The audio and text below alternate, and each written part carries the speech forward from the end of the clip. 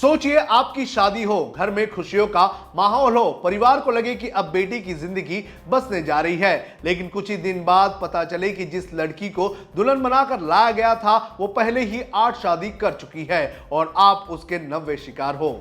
सुनने में ये कहानी किसी फिल्म या क्राइम वेब सीरीज की लगती होगी, लेकिन महाराष्ट्र के बीड जिले से ऐसा ही एक चौंका देने वाला मामला सामने आया है। यहाँ एक फर्जी शादी गिरोह का पर्दाफाश हुआ है जो शादी के नाम पर सीधे साधे युवकों को अपने जाल में फंसाता था और लाखों की उगाही करता था। आइए आपको इस वीडियो में बताते हैं कि क्या है ये पूरा मामला। नमस्कार, आप देख रहे हैं लोकमत हिंदी। मेरा नाम है सोनू कनौजिया। कैसे हुआ पूरे गिरोह का खुलासा, ये आपको बता देते हैं। पूरा मामला बीड जिले के उमापुर गांव से सामने आया है। यहां रहने वाले एक युवक की शादी नहीं हो पा रही थी। इसी बीच कुछ लोग मैरिज एजेंट बन के उसके संपर्क में आए। उन्होंने युवक और उसके परिवार को भरोसा दिलाया कि वे एक अच्छी और संस्कारी लड़की से उसकी शादी करवाएंगे। एजेंटों ने युवती को पूरी तरह से कुंवारी बताया और शादी के लिए परिवार को तैयार कर लिया, लेकिन इस रिश्ते के पीछे एक बड़ा खेल चल रहा था जिसकी भनक तक पीड़ित के परिवार को नहीं लगी।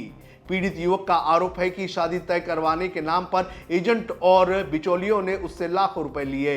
परिवार को भरोसा दिलाया गया कि लड़की गरीब परिवार से है और शादी की कुछ जिम्मेदारियां नहीं उठानी है। शादी धूमधाम से हुई, लेकिन कुछ ही दिन बाद युवती का व्यवहार बदलने लगा। इसके बाद जो सच सामने आया उसने दूल्हे और उसके पूरे परिवार के पैरों तले जमीन खिसका दी। नवी शादी कर रही थी युवती। जांच में सामने आया है कि जिस युवती से उमापुर के इस युवक की शादी हुई थी वो पहले ही 8 शादी कर चुकी थी। हर बार शादी का तरीका लगभग एक जैसा हुआ करता था।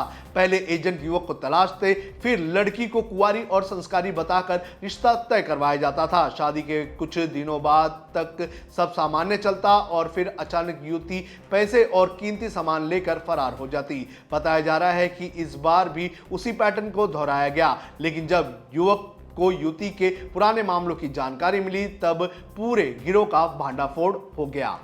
कैसे फंसाए जाते थे युवक, ये भी आपको बता देते हैं। जांच में सामने आया है कि यह गिरोह खासतौर पर ऐसे युवकों को निशाना बनाता था जिनकी शादी होने में परेशानी हो रही है। ग्रामीण इलाकों में कई बार उम्र बढ़ने, आर्थिक स्थिति कमजोर होने या अन्य सामाजिक कारणों से युवकों की शादी नहीं हो पाती है।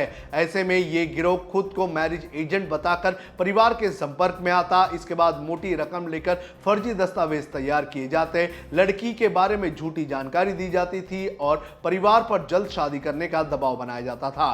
गिरोह इतनी चालाकी से पूरा खेल खेलता था कि पीड़ित परिवार को शुरुआत में कुछ पता ही नहीं होता था। शादी के बाद कैसे होती थी ठगी, ये भी आपको बता देते हैं। पीड़ित युवक के मुताबिक शादी के कुछ दिन बाद ही युवती अलग अलग बहाने बनाने लगती थी। कभी मायके जाने की बात करती थी, कभी बीमारी की, तो कभी किसी जरूरी काम का बहाना बना लेती थी।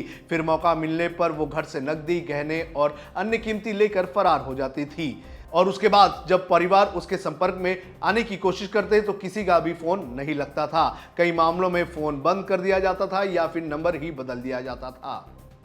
कहां तक पहुंची पुलिस की जांच, ये भी आपको बता देते हैं।